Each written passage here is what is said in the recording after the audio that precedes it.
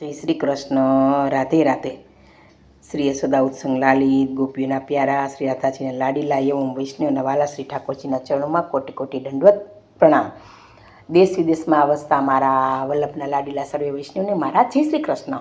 હવે વાલા વૈષ્ણવો, આજે આપણે શ્રીમદ ભાગવત રહસ્ય પેજ 271, 272 અને સ્કંદ 10 એ વિશે આપણે પુષ્ટિ પ્રસંગ ભાગવત રહસ્ય કરશું. શ્રી કૃષ્ણ શરણમમ શ્રી ભાગવત ભગવાન કી જય.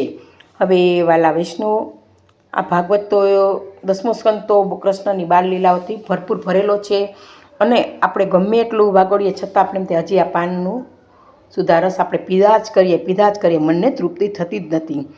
તો આપણે હવે આ 10મા સ્કંદની કથાને આપણે વાલા વૈષ્ણવ આ પુષ્ટિ પ્રસંગ રૂપે આગળ વધારીએ અને ભાગવતનું રસપાન કરીએ. કનૈયા પાછળ પડો તો તે કેમ ન મળે? અરે તે તો જીવને મળવા આતુર જ છે, પણ આપણે તૈયારી વાલા વૈષ્ણવો ઓછી છે. એ પ્રસંગને આપણે આગળ હવે વિસ્તારથી જોઈએ કે જ્યારે 12મા સ્કંદના 12મા અધ્યાયમાં કહ્યું છે કે ભગવાનના કાનના કુંડળ સાંખ્ય અને યોગ છે. આ યશોદાનો શૃંગાર નથી, પણ ભક્તિનો શૃંગાર છે. યશોદાના કુંડળે સાંખ્ય અને યોગ છે. સાંખ્ય અને યોગની મદદ વિના ભક્તિ થઈ શકતી નથી. સાંખ્ય અને યોગની મદદ મળે તો ભક્તિ સ્થિર થાય છે. મનુષ્યના ઉપર દુઃખના પ્રસંગ આવે છે ત્યારે તે પ્રભુની ભક્તિ કરે છે, પણ તેમાં સ્થિરતા રહેતી નથી. તેથી યોગ અને સાંખ્ય વિના ભક્તિ વાલા વૈષ્ણવ એ અધૂરી છે. એટલે યોગ અને સાંખ્ય છે આપણે ભક્તિ માટે જરૂરી છે. યશોદાનું એક કુંડળ યોગ છે અને બીજું કુંડળ સાંખ્ય છે. યોગશાસ્ત્ર મનને એકાગ્ર બનાવે છે. યોગ મનને એકાગ્ર બનાવવા માટે ઉપયોગી છે. સાંખ્યશાસ્ત્રનો અભ્યાસ કર્યા વગર આ ચેતનાત્મા જળ શરીરથી જુદો પડશે જ નહીં. સાંખ્યશાસ્ત્ર અને મનને શુદ્ધ કરે છે, મનનો મેલ દૂર કરે છે. આ બંનેની જરૂર છે. ખૂબ ભક્તિ કરવી હોય તો આત્માને શરીરમાંથી જુદો પાડો અને મનને ખૂબ એકાગ્ર કરો. શરીરનો આનંદ એ મારો નથી, જળ શરીરથી ચેતનાત્મા જુદો જ છે, એમ વારંવાર વિચાર કરો. રોજ તો મંગલ ગીત ગાય ત્યારે લાલો જાગી જાય છે. આજે ઈચ્છા હતી કે માખણ તૈયાર થયા પછી જ જગાડીશ. બુદ્ધિ ઈશ્વરથી દૂર ન જાય.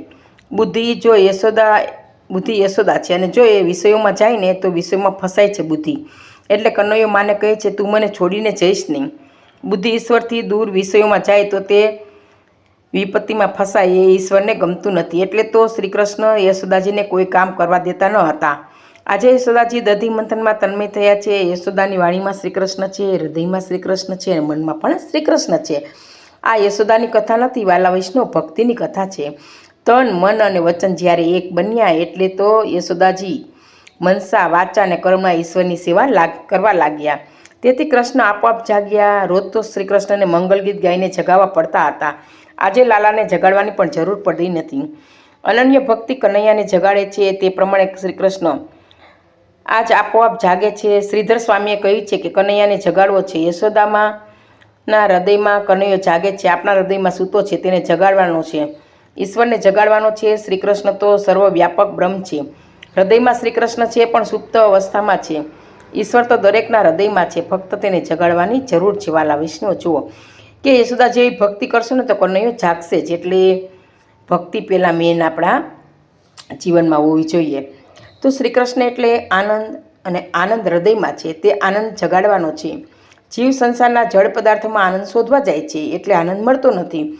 ઈશ્વર સાથે જીવને તન્મય થવાની જરૂર છે. ઈશ્વરને કશાની જરૂર નથી.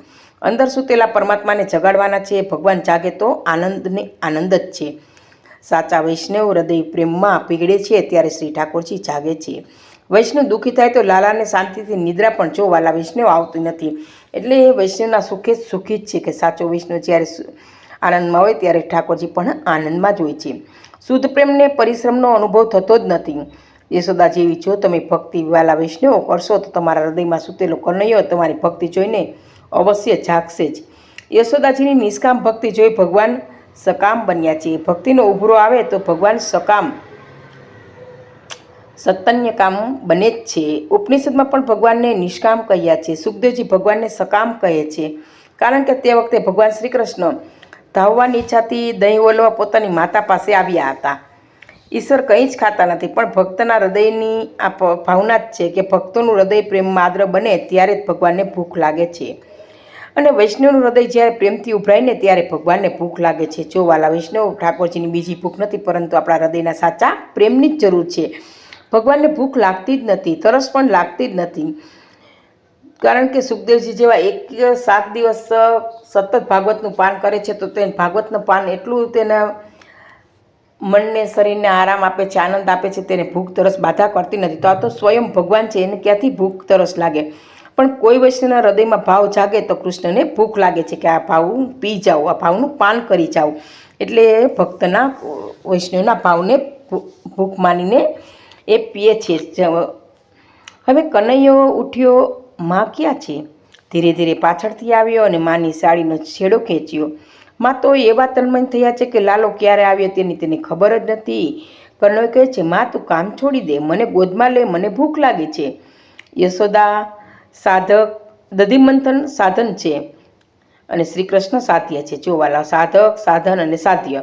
આ સાધન અને સાધક એવી રીતે તમે કરો કે સાધ્ય એટલે આપોઆપ આવીને મળે. એટલે કૃષ્ણ એટલે આપણે સાધન ને સાધક વધારે કરીએ તો શ્રી કૃષ્ણ સાધ્ય છે, આપોઆપ કૃષ્ણ મળી જાય, એમ કહેવાનું ભાગવતમાં આપણે વાલા વિષ્ણુ બોધ આપે છે કે સાધનામાં તમે તન્મય થયેલા અને સાધી આવીને જગાડે છે.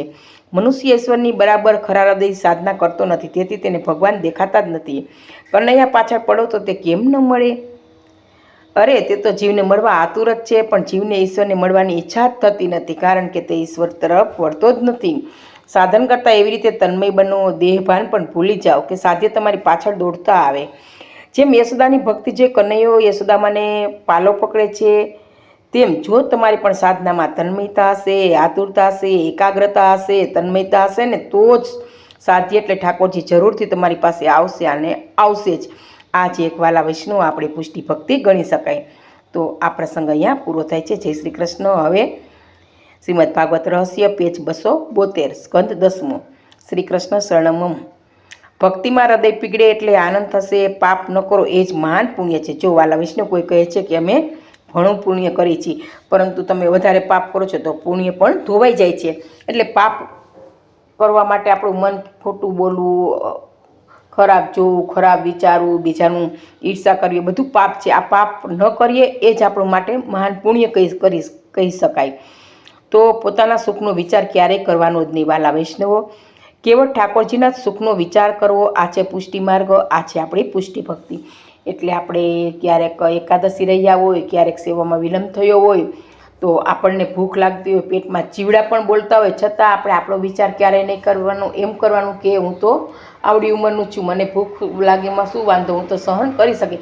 પરંતુ મારા ઠાકોરજી તો બાળક છે, એ પણ છેક સાંજે આરોગ્ય છે, તો એને કેટલી ભૂખ લાગી હશે.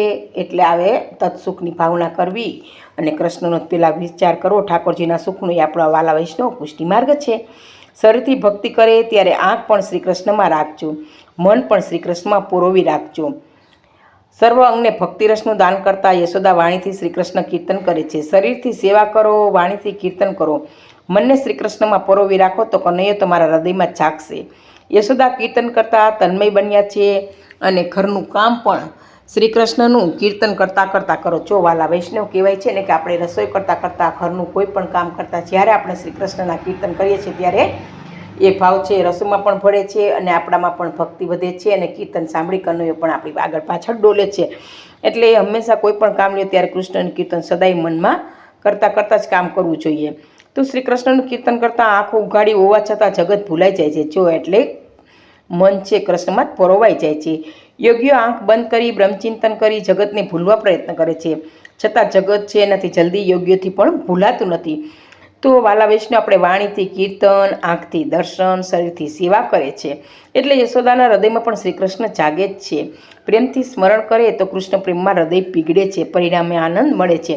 એટલે જેટલા આપણે કૃષ્ણ પ્રેમમાં આપણે વિહવળ બનીએ, પ્રેમાતુર બનીએ અને એકદમ આપણે ઓતપ્રોત બની જઈને વાલા વૈષ્ણવ એવું હૃદય પીગળે ને ત્યારે જ આપણને આનંદ મળે છે. આનંદ એ તો બ્રહ્મનું સ્વરૂપ છે. નિદ્રામાં મનુષ્યને જેવો આનંદ મળે છે ને તેવો જાગૃત અવસ્થામાં મળે તો મુક્તિ છે. કારણ કે નિદ્રામાં તો વ્યક્તિ ખૂબ ખુશ હોય છે, નવા સ્વપ્ન ઘણીવાર આવતા હોય છે, એટલે આનંદ મેળવે છે. તેવો જો જાગૃત અવસ્થામાં એટલો જ આનંદ વ્યક્તિ કોઈ પણ મેળવે તો એ આપણી મુક્તિ જ ગણી શકાય. કનૈયો ઘૂંટણીએ ચાલતા મા પાસે આવ્યો. માને કહી, માં મને ભૂખ લાગી છે, ખાવા આપ. જશોદાએ જે કામ હાથમાં લીધેલું તે મૂકવાનું મન થતું નથી. એટલે આપણો સ્ત્રી સહજ વાલા વૈષ્ણવ સ્વભાવ હોય છે બહેનોનો, કે એક કામ હાથમાં લીધું હોય ને કદાચ છોકરું રડતું આવે કે તેડ કે એવું કરે, કંઈ માંગણી કરે, તો આપણે હાથમાં કામ હોય છે તો કંઈ બેટા પૂરું કરવાનું, 5 મિનિટમાં લો, 2 મિનિટમાં લો, 10 મિનિટમાં લો, એમ કરીને સ્ત્રી થોડું કામને લંબાવે છે અને બાળક પ્રત્યે ધ્યાન દેતી નથી. એવી રીતના જ કૃષ્ણ આવે છે ત્યારે જશોદાને હાથમાં કામ છે મૂકવાનું મન થતું નથી. એટલે કે વાલા વિષ્ણુ, આ જીવ આપણો સ્વભાવમાં દુષ્ટ છે, છતાં ભગવાન તેને પૈસો આપે છે, પ્રતિષ્ઠા આપે છે. જીવ અધમ છે, પણ પરમાત્મા આશા રાખે છે કે તે જીવ સુધરશે અને મારી ભક્તિ કરવા લાગશે. કનૈયો રોડવા લાગ્યો. માએ કામ મૂકી કનૈયાને ગોદમાં લીધો. કનૈયાનો ધેવડાવવા લાગ્યા અને દૂધની ધારા છૂટી છે. ભક્તિમાં હૃદય પીગળે એટલે વાલા વિષ્ણુ આ રીતના આનંદ થશે જ. અને આનંદ જ ઈશ્વરનું સ્વરૂપ છે. શું બાળકને ફક્ત ફીડિંગ કરાવવાથી જ ની કથા છે? સુખદેવજી કહેતા હશે.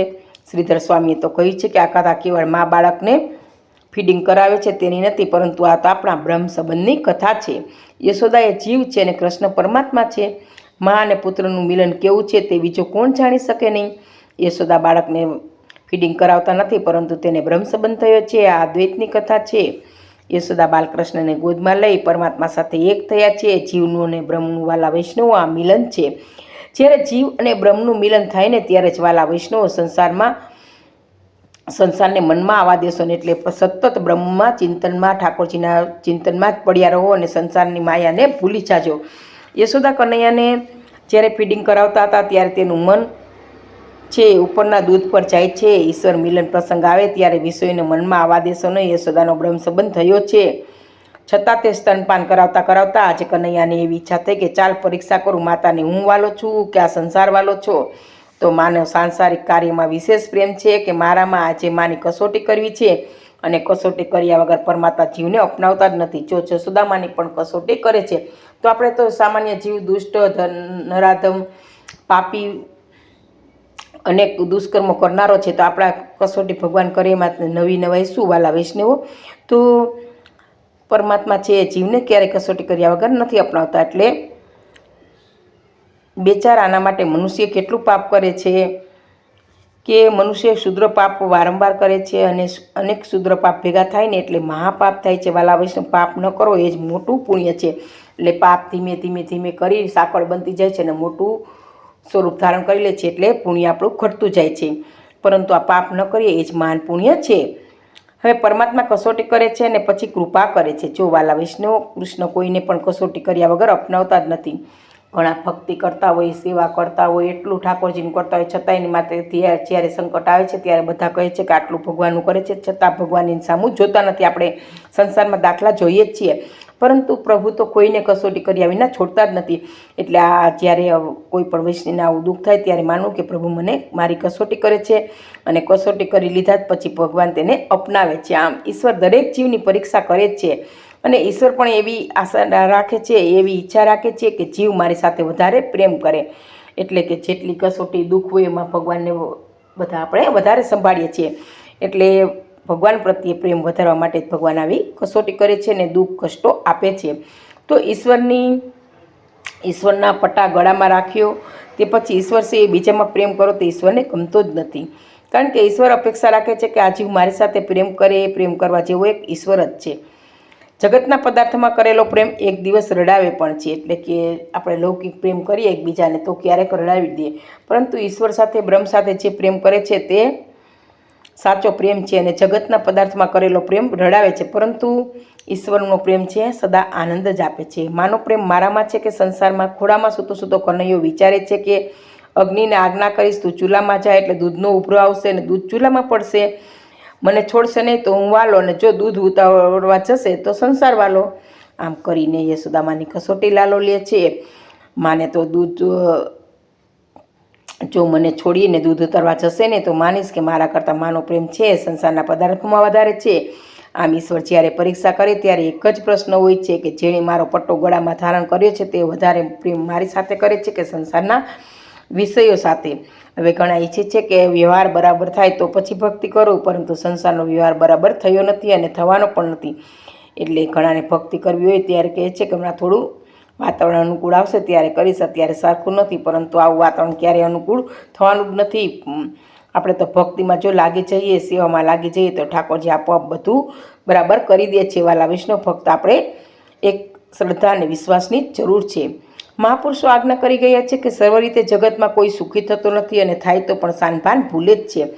સંસારમાં અડચણ રોજ આવે છે, પણ મનુષ્ય નિશ્ચય કરે ને કે હું એક ક્ષણ પણ શ્રી કૃષ્ણનું ચિંતન નહીં છોડું તો પાપ અને પુણ્ય સમાન બને છે. જો વાલા વૈષ્ણવ, આપણા સંસારમાં સુખ દુઃખ આવ્યા જ કરે છે, પરંતુ આપણે એક દૃઢ નિશ્ચય કરવો જોઈએ. એક ક્ષણ પણ શ્રી કૃષ્ણનું આપણે ચિંતન નહીં છોડીએ ને તો પાપ ને પુણ્ય આપણે સરખા જ લાગશે.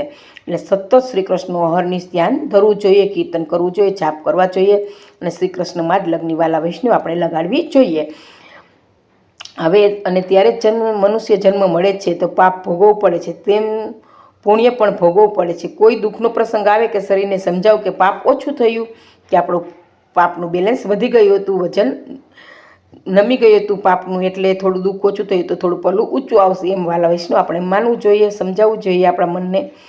કનૈયાએ અગ્નિદેવને હુકમ કર્યો અને અગ્નિએ ચૂલામાં પ્રવેશ કર્યો એટલે દૂધનો ઉભરો આવ્યો. જો વાલા વૈષ્ણવ, એટલે દૂધનો ઉભરો. હવે કૃષ્ણ કસોટી માની લે છે કે જો હું વાલો હશો તો માતા મને સ્તનપાન કરાવતી જ રહેશે, અને જો હવે દૂધનો જીવ હશે લૌકિકમાં તો એ મને મૂકી અને એ દૂધને લેવા માટે દોડશે. તો વાલા વૈષ્ણવ, આ પ્રસંગ અહીંયા પૂરો થાય છે. જય શ્રી કૃષ્ણ. આ બંને પ્રસંગ કહેવા મારી કંઈ ભૂલ રહી ગઈ હોય તો પુષ્ટિ રસની દાસીને ક્ષમા આપશો જી. સર્વે વાલા વૈષ્ણવને જય શ્રી કૃષ્ણ, જય શ્રી કૃષ્ણ.